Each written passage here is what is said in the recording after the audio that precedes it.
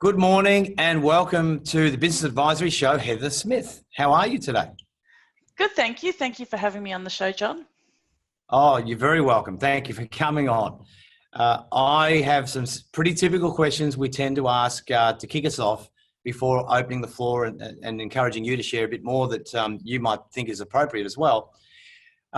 In terms of business advisory, Heather, what does business advisory mean to you? Business advisory is anything above getting the transactional data in your accounting solution accurate and correct. Anything happening beyond that. So that can be analysing the data, that can be suggesting growth strategies, that can be suggesting lifestyle strategies, that can be working with the business to make decisions and understand how they can make informed decisions around the business. So a lot of people potentially would say advisory is simply about growing the business. But I'm kind of in the position that I would say it's about making the business and evolving the business to what you actually want it to be.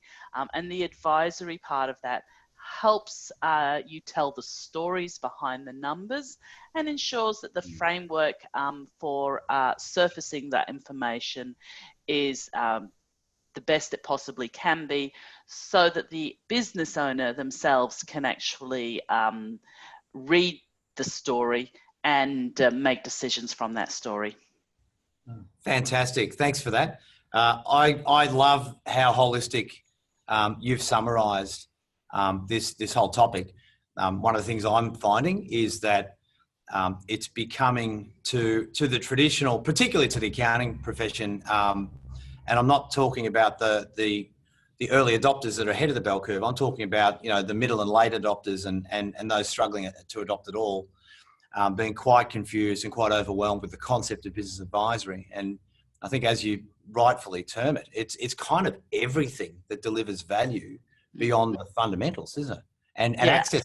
Yeah.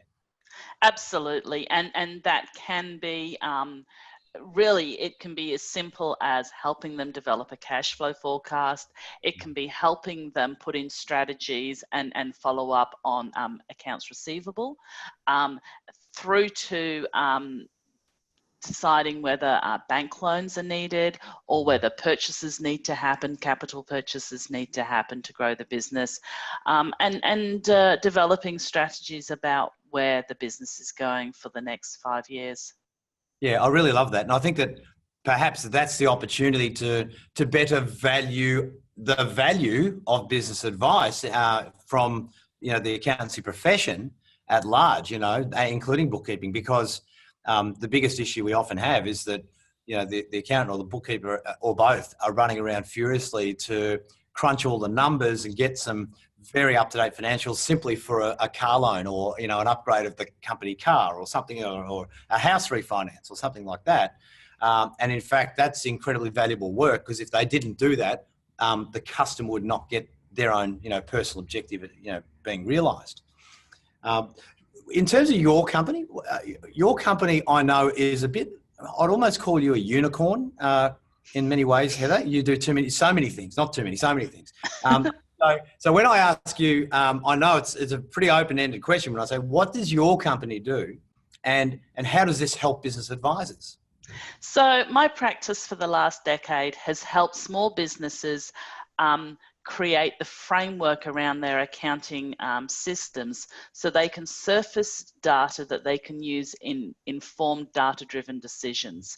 And that initially starts with a whiteboard, asking them what actual information do they want and working out how we can surface that. Now, typically that is simply getting the data accurate. But it may be restructuring the chart of accounts. It may be analysing things through jobs or tracking or projects. And then from that, what are we going to monitor? What KPIs, alerts, benchmarks are we going to monitor? And so we can get actual information that's actually useful in terms of inventory management, in terms of supplier management, in terms of client acquisition, in terms of onboarding and the sales funnel and how that's working. So everything impacts one another. Yeah. Yeah, that's so true. And I guess that would it be right to say that in many cases, before and after, dare I say, the Jenny Craig effect of high quality advice such as what you deliver to the SME, is that something that they really don't appreciate? As in, they don't know what they don't know until it's fully upgraded and being quite reinvented in terms of the value proposition. Okay, so I've actually never really, I'm not sure what the Jenny Craig reference was. I didn't understand that, but I've never actually had a problem with that. And I'll explain why I think I've never had a problem with this. When I see a client, typically after seeing that client, I will write up a case study, a very detailed case study, of course, keeping it anonymous, of course, trying to keep it as generic as possible, but a very detailed case study about where they were, what we did, what the outcomes were. And I have done that over the last decade, like longer than a decade. And every night I would write that up after my learnings from working with a client. And what I think that has helped is that other businesses who need my assistance come along and read those case studies, so they have a very warm idea about how I operate and what I do and what I deliver. So my thing would be to, I find a lot of accountants' websites are quite sparse in terms of that sort of detailed information. And when a business owner has an issue, they can put that issue in, and they're frequently going to end up on my website because my SEO is so great simply from writing those stories. And my recommendation to an accountant, if they feel that they're not in they don't have the time to, or not in the position to write those stories, is that they engage a copywriter who they feel comfortable working with, and they get them to sit down with either themselves or other people in the business to share some of those stories. And even if you only have 10 of those stories on your website, it's going to help the businesses coming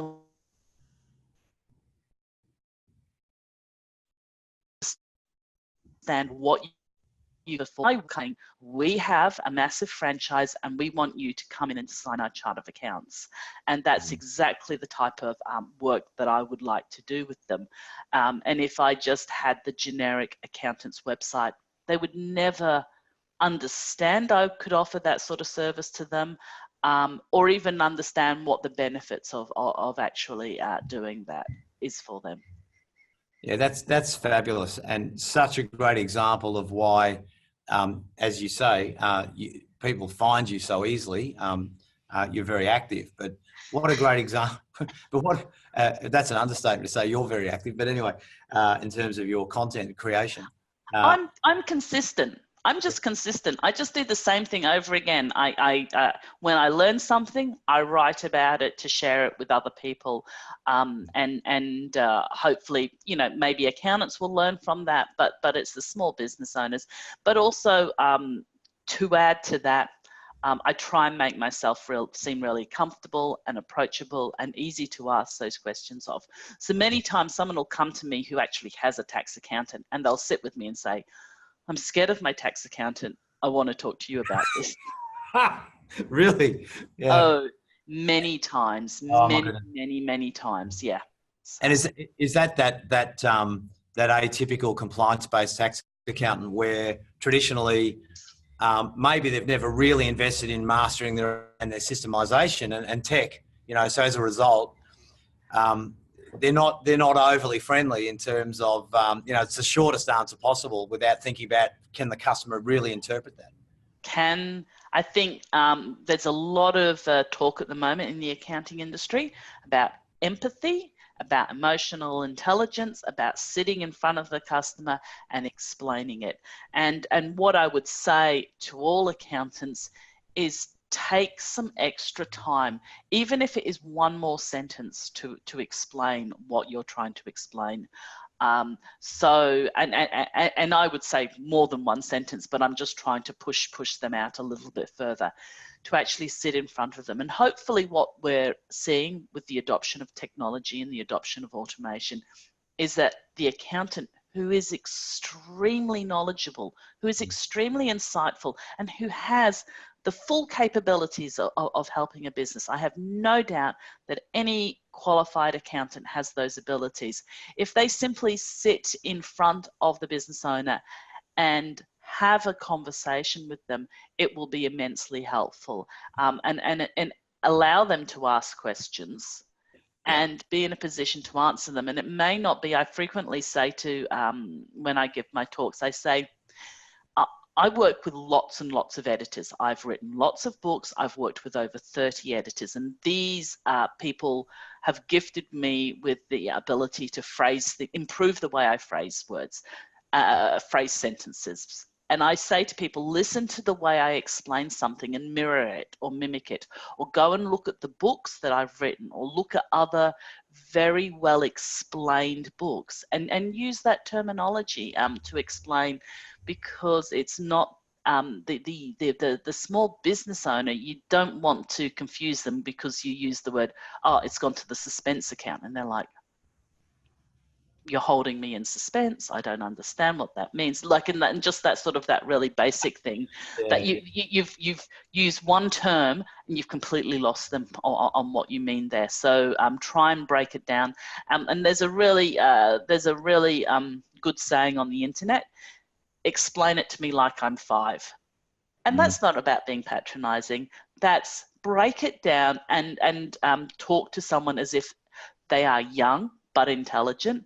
And I also find a gift is finding quite an elderly person at like a barbecue, and them asking me about what I do and cloud automation, and them being both intelligent, interested, having no technical background whatsoever, and just being able to extrapolate and answer all of their questions. That's a great tip. Yeah, fantastic. We often say, if you can't explain it to an 11-year-old, then your client may not understand it. And I think that's probably an even better example is, taking it to an Apple iOS mindset, isn't it? Where you can intuitively understand. Yeah. Fantastic. Now, you're quite credentialed in the accounting industry. You're not just somebody who's got an amazing ability to smash out content with consistency. You're very connected as an accountant as well. Chartered FCCA as well. Yes, so I'm a fellow of the Chartered Certified Accountants, which is the global accounting professional body. When I graduated, I wanted to study to international accounting standards. So I'm actually the first Australian to achieve that qualification. Yeah, well done. That's fantastic. And I guess the question I've got for you is, despite all of your knowledge around, technology, which you've really, made your baby, so to speak, you really have some great appreciation as a business owner. And one of the questions we love to ask on the Business Advisory Show is about business ownership. And it's as simple as, what has been your greatest lesson as a business owner? Because you're still a business owner too, right? Yeah, absolutely. Identify people in your industry who you trust, who can mentor you. And one of the best things I have found is finding a group of people around you who can mentor you. And sometimes that's someone above you who's pulling you up, but sometimes, as with the program that you're running, that's working with a group of people around you who are going through the same things that you're experiencing, who have empathy for what you're going through, and who can help you step up your journey. And I find being around people like that turbocharges my business. It's incredible, the impact, and I actually closely monitor year on year. I sort of set myself targets, and having those sort of accountability meetings, which is sort of similar to what you run through your program, has a massive impact on your business, and just being connected and networking with people like that has an incredible impact on your business. Yeah, great insights. And I believe that one of the biggest issues is exposing general population of the industry to these types of insights, because people like yourself who do actually excel and do so year on year. And then you look back, and I guess, you would kind of be proud of, but quite comfortable with how uniquely more capable you are today than, say, 10 years ago, right? And your ability to influence and add value today, and your knowledge, right? And yet, what you were doing 10 years ago might have made some people, back in that year, particularly year. So it's really, I call them 1% habits, and it's really about the pursuit of knowledge and people around you, isn't it? Surrounding yourself with people that challenge you as well. Yeah, absolutely. Challenge and support you, and hold you accountable, and people who you can admire and learn from. That's kind of a gift. And also, while we may perceive other accountants as competitors, there's actually, here in Australia, here globally, there's very few people who I would consider to be a competitor, because there is so much work out there. There is so much work out there that even people who do very, very similar to work to what I do, I make sure I know them. I make sure, we meet up on a regular basis over the last decade, and we pass work amongst ourselves. And there's a number of reasons why we do that. Because we go on holiday, because we don't have capacity sometimes to serve. And also sometimes there's nothing wrong with the client, but something goes wrong with the relationship, and it's better to pass it to someone else so they can start afresh on that relationship, which I've occasionally had to do. But I very rarely see someone as a competitor, and I think that again is a great thing about the program, is that people can be comrades and work together as sort of a team, improving the accounting industry. The accounting bookkeeping industry has a massive, massive opportunity, and I'm quite happy for the robots to take over all the data entry and all the automation, so we can actually improve our businesses, and which as accountants, I believe we have the opportunity to have the greatest impact on the Australian economy, ahead of practically anyone else, ahead of the politicians. Possibly the only other person I would consider has more of an impact is the accounting teacher, who actually gets us out there in the first place. So I think we have a great opportunity, and embracing people, processes, technology, and programs like you're running can have a massive impact both on ourselves, our lives, our opportunities, plus the Australian economy. Yeah, I can't agree with you more, and not that I was hanging on every word for the plug that you've just given me, which I must be very grateful for. But no, I think it hasn't been said better by too many. And what I mean by that is that the accounting industry, including bookkeeping, we're talking about the people that actually are studying numbers every day on behalf of their clients. They are so infinitely ahead of anyone else, business coaches, the banks, whatever, on behalf of the customer. They are customer centric as well. I mean, let's face it, accountants and bookkeepers basically put themselves last in terms of on their own agenda, and they're always worried about the client first. And if we can really step up as an industry, there's nothing more potentially impacting than, 60% of all jobs in this country are provided by small business. So that's the economic impact that the industry can have as well. It's phenomenal. And absolutely. And as you just said, I know you didn't say accountants are smarter than politicians, but what you did say, I'm not putting words in your mouth, but what you did say is that they're better placed. And I think that's correct. Yeah. And I think very few, in fact, no other industries really understand small business, to be honest. No. Politicians work hard. Politicians many go into it for the right reasons, but unfortunately politics is political by its very nature, and thus great people can be unable to do anything. We are great people. We as accountants and bookkeepers are great people, and we can do many, many things. And look at the evolution. Australia is, as you're aware, I've just spent 3 weeks in America, sort of meeting lots of accountants and bookkeepers, attending CPA meetings there, and chartered accountant meetings there.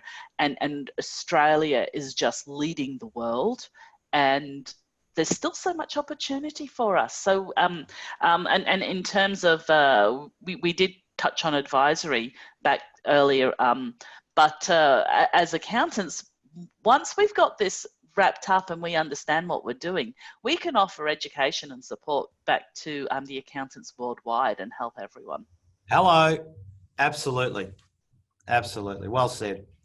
I've got little tingles going down the back of my spine now because what the opportunity is massive, and you tend to demonstrate that in your travels. What would you say do you enjoy the least, and also conversely the most, in terms of just this whole topic on business advisory? What would I enjoy what I enjoy the least is when I have clients who pay me good money and don't listen to me. And I don't understand that. And right? Yeah. And I'm like, why are you paying me money and not listening to me? And they're like, yeah, that's what I enjoy the least. Yeah. And what I enjoy the most is when my clients can take holidays.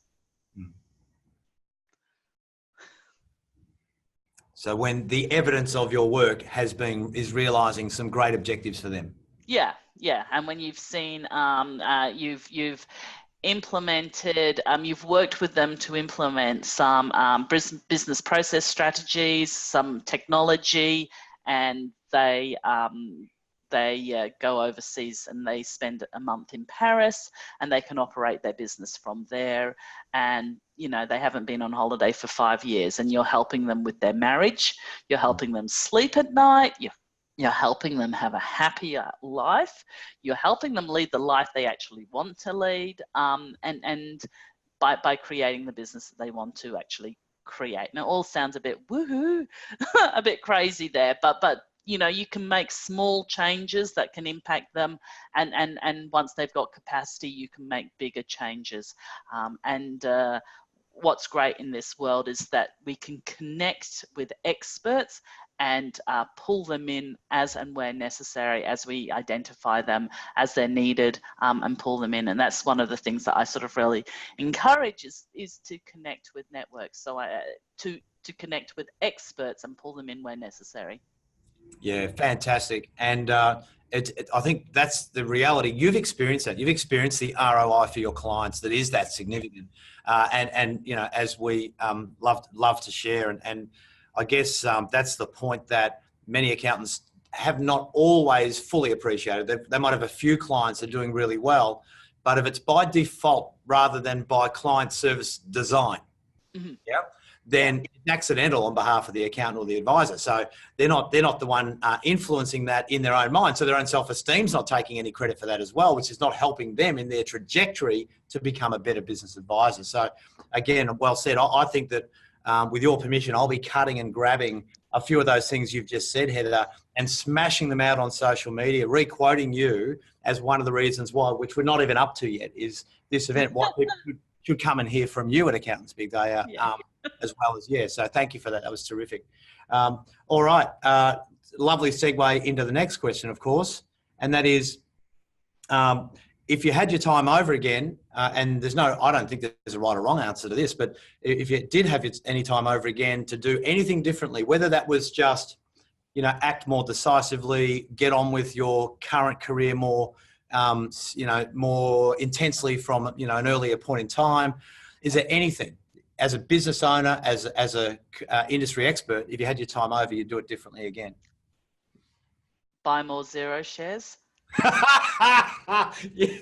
Hello. Yeah. As you can see, many of the early adopters, and I do have a nice bundle, have done very well for that, and are leading an enjoyable life based on those shares. That is so true. Yeah, so I've always kind of just done what I needed to do for myself, and it has it's worked out, and I've just kind of made it all work. So what would I do differently? Look, I was at a panel discussion the other day and someone said pioneers end up with arrows in their back, and that's happened a couple of times. But potentially I've learnt from that experience. I've hardened up from that experience. I would have preferred not to have gone through that, but I did, and I've learned and evolved from that experience. So, you know, in terms of my business, everything's kind of worked out well. Yeah, well said. And it's interesting, isn't it? No, I don't personally like the concept of any references to, you know, war or a battle in industry, you know, in my career. But you know what? At you know, when we're young and naive, we sometimes associate competition with a battle, don't we? And then as we get older and wiser, we start to realise that that's ridiculous, and it's such an abundant environment out there that there's room for all of us. And but I guess absolutely, yeah, and it's just potentially about just not being naive, initially naive about things, but again, you learn as you go through time. Yeah, and some of the great, you know, the epic movies that have evolved around, you know, American history or particular wars in, you know, in our human history. You know, there's always physical scars on the generals, aren't there? You know, from the actual battle itself. They weren't hidden somewhere away from the front, so to speak. And yeah, battle scars. Yes. Yeah, and really, that's it, isn't it? And I agree with you. I've had a few of those, and people, you know, can often be a little fickle and not really understand you in the journey of their life as well as yours in professionally. And but what do we do? And my advice would be you dust yourself off and lead by example as much as you can, right? Yeah, absolutely. And that's what I do. And many people who kind of are aware of some of the untoward things that have happened are just like, I admire you so much for the way you reacted to that and the way that you kept charging forward, rather than publicly have a public tussle about it. Yeah. Well said. I agree 100%. Yep. Well, okay. So thank you for our so-called generic questions. They were certainly not generic answers. And I think that's really interesting about bringing quality people onto the show, is that you bring your own massive cookbook rather than flavour to the particular recipe. So thank you very much for that.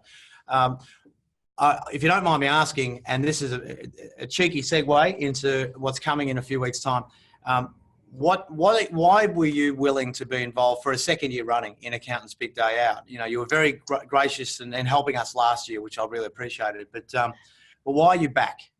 So Accountants Big Day Out brings together some of the best accountants and bookkeepers in the industry, and it's an opportunity for us to share our knowledge and insights on the roadshow. And many of the people who are attending were very receptive to what we had to say. And the way it's structured is there's a lot of time and breakout sessions to both have us talking from the stage, but having interaction with people as during the breakout sessions. So there's sort of the opportunity to have one-on-one conversations that people kind of need. I am a bit over these just one person standing on stage for 8 hours and talking to the audience. And I think that learning is very interactive, it's very fluid, and that's what we found from being a part of the Accountants Big Day Out Roadshow. And many of those people have followed up with me and said, oh, look, I picked up this, I picked up that, and this is what I'm now doing with my business. And they form their own networks through being a part of it, which has been very interesting to see. Yeah, and you know, behind the scenes, how many of the speakers last year gave us feedback before the whole thing was over, that coming towards the end of it, how much they were learning from each other and actual constant dialogue with the attendees. I think that was yeah. It's a no-brainer as a speaker, the opportunity to connect and spend time with some of the great speakers in accounting and bookkeeping industry, and many of them went on to do some amazing things in the year that followed. I know that I mentioned I went over and spent 3 weeks in the US.